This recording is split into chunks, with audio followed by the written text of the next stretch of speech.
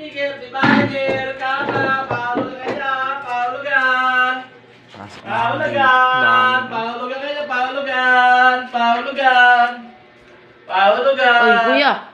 Ba't dire-diretso pasok kayo? Anong gagawin niyo dito?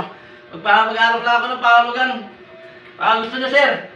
Hindi, dapat hindi ganyan. Dire-diretso pasok. Nagpapaalam ka dapat muna. Kaya, Pasensya na, sir. pag may nawala dito sa bahay, sino muna ang pagbibintangan? Ikaw. Pasensya na kayo, sir. Hanap buhay lang, Hindi, wag mo yan yung hanap buhay mo. Ang inaano ko, dire-diretso pasok ka. Kailangan, pag paalam mo nakatok. Pwede naman yung ganun. Pasensya na, Ano sir. ba yan? Pasensya, sir. Baka, sir, gusto niyo ng ulugan, sir. Magkano ba yan? Linggo-linggo, sir. Speaker, sir. O sa susunod, wag dire-diretso pasok dito, ha? Oo, sir. Pasensya na, sir. Sige, okay lang yan.